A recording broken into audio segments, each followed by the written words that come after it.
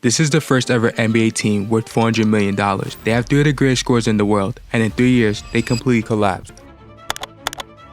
With players unfollowing each other, getting swept in the first round of playoffs, and superstars getting benched, their downfall was because of one single decision, made by a man with a flawed plan. Is this the biggest failure in NBA history? It's November 26, 2020, and the Suns have just traded for Chris Paul, adding a floor general to their cornerstone piece, Devin Booker. They've got young talent they acquired in the draft, and Mikal Bridges, Cam Johnson, and former #1 draft pick DeAndre Ayton. It's a roster filled with superstars, defenders, glue guys, shooters, and a point guard. They're currently the second best team in the Western Conference, with more wins than the 1993 Charles Barkley era, and they just made it to the NBA Finals for the first time in a decade. They face off against the Milwaukee Bucks. They take games 1 and 2, but that was it. Injuries and poor execution ended their championship hopes. They lost the next 4 games in a row, and the Milwaukee Bucks were crowned as NBA champions. Despite the failed attempt at a championship, they came into the next season with something to prove. They went on a franchise record 18-game winning streak that included no loss November. Mikal Bridges became a defensive problem.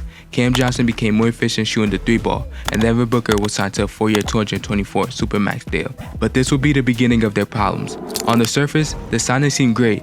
You kept your cornerstone piece, but money will start to get tight. They continued the season earning a franchise record 64 wins, and they were poised to win a championship, or so they thought. In the second round against the Dallas Mavericks, they would have a complete meltdown.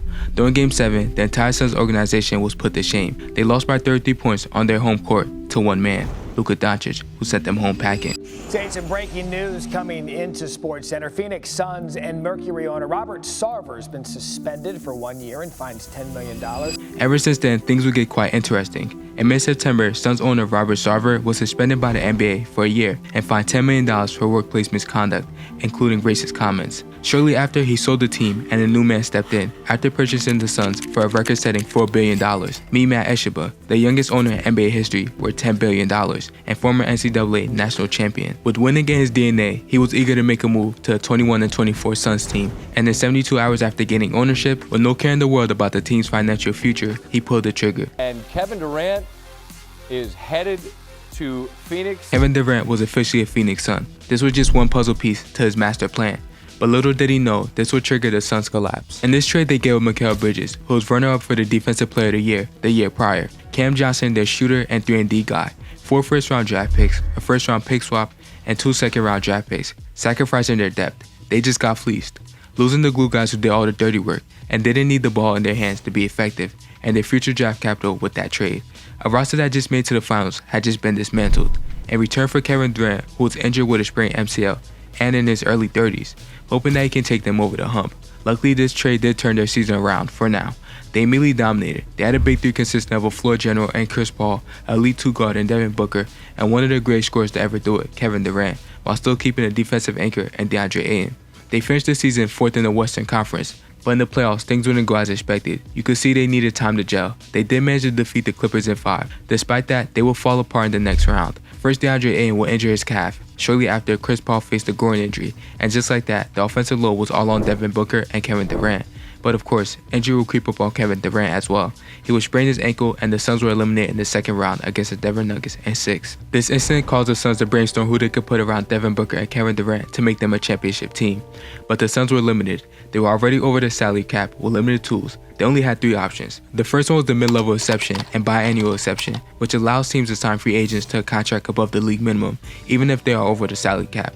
The second option was the minimum salary, allowing you to acquire a player for the league's minimum, which is $1,157,000 and $153,000. And the final option was running everything back, hoping the trio would be in better health. But then the opportunity presented itself. Bradley Beal was trying to leave the Washington Wizards, so he waived the no-trade clause after attempting to go to Miami Heat or the Milwaukee Bucks. Keep the no-trade clause in mind though, because it'll be crucial later on. After the Suns constantly plotting, they made a move. The Washington Wizards trading Bradley Beal to the Phoenix Suns. The Suns officially had a new big 3 consisting of 3 of the best scorers in the NBA, but the team's salary just jumped to $360 million between Beal and Booker alone, at least for now. The collapse of the Suns will soon become more rapid. From a first glance, the NBA was shook. Some fans were happy. You got rid of an aging star in Chris Paul and a contract in Landry Shamet. And just the ring of Devin Booker, Kevin Durant, and Bradley Beal on the same team sounded amazing. But that was all in Matt Eshiba's head. They received someone who was the second highest scorer in Wizards history, yet he only played 90 games in the last 2 years. And they just lost their one and only point guard who kept the offense orchestrated and running smoothly. Now they had to force two scorers and Devin Booker and Bradley Beal to be playmakers. You can only hope that Beal's off-the-ball scoring could complement Book and KD. With this trade, they were now in the second apron, which meant all options were gone. They weren't able to do a mid-level exception, the ability to move salary in a trade, and future first-round draft picks were frozen. Their team now consisted of 3 scorers and a bunch of guys on minimum contracts, leaving them with no margin for error and no depth. They were officially backed in the corner, and they were screwed if this didn't work out. So entering their season, understanding their roster, they instantly made a move. They traded their former #1 draft pick DeAndre Ayton to the Trailblazers in exchange for Grayson Allen, a lethal shooter, Nazir Little, Keon Johnson, and Yusuf Nurkic, who was a solid backup center, hoping they could be the glue guys and fill out the weakness in the roster. With the aged Avengers, the Suns had championship expectations, yet things quickly started to go downhill. In their first 7 games, Bradley Beal was absent due to lower back tightness, and when he returned, he re-injured himself, rolling his ankle on the 3-point shot. Throughout the season, the Suns failed to close out games. Without a point guard, they tried making Devin Booker their facilitator, but that didn't quite work out.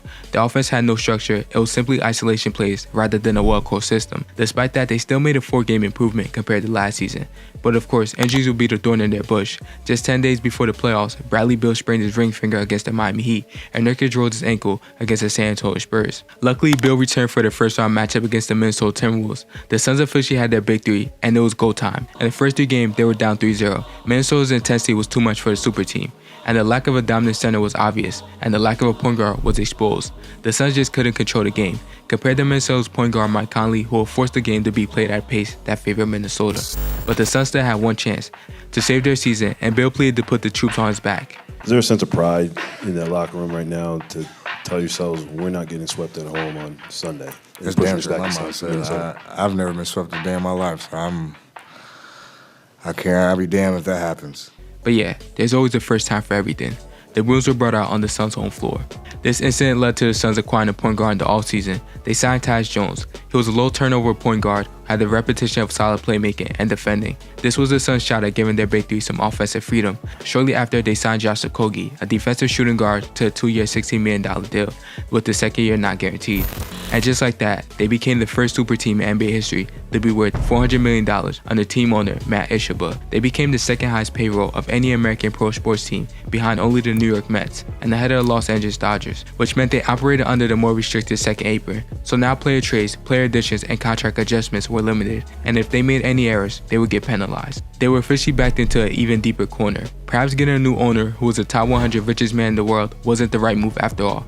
There was no time for errors, and it was officially championship or bust. Fast forward to the current season, the Suns were expected to be one of the best teams in the NBA. After the Big 3 had a season under their belt, they started the season 8-1, and things started to look good. Kevin Durant and Devin Booker led the team with scoring production.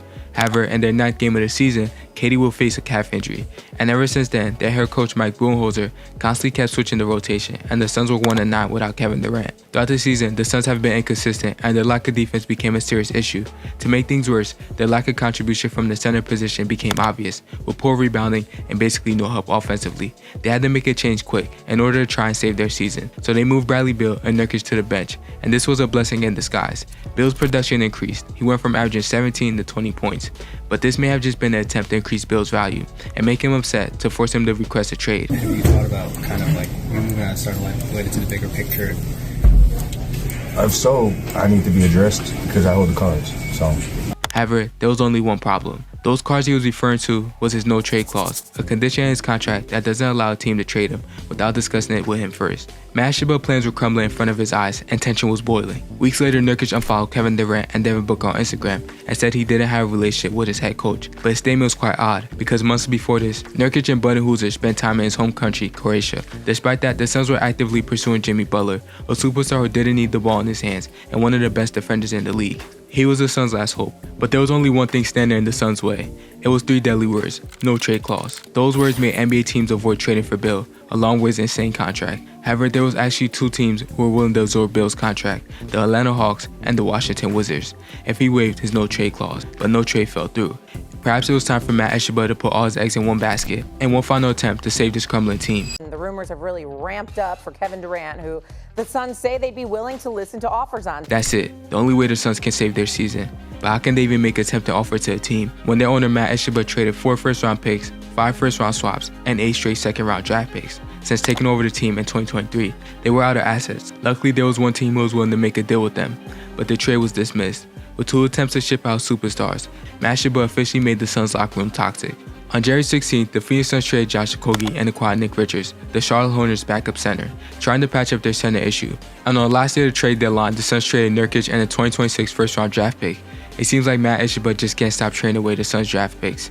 In exchange for Cody Martin and guard this guy. The Suns are currently the 11th seed in the Western Conference, but there's still time to save their season. They went from being 4 games away from an NBA championship to becoming the first super team worth $400 million in NBA history, with 3 of the best scorers in the NBA. But yet Matt Shabba's plan has completely collapsed in front of our eyes. Maybe getting a Forbes Top 100 owner wasn't the right move after all, or perhaps it's just a simple fact that money can't fix everything.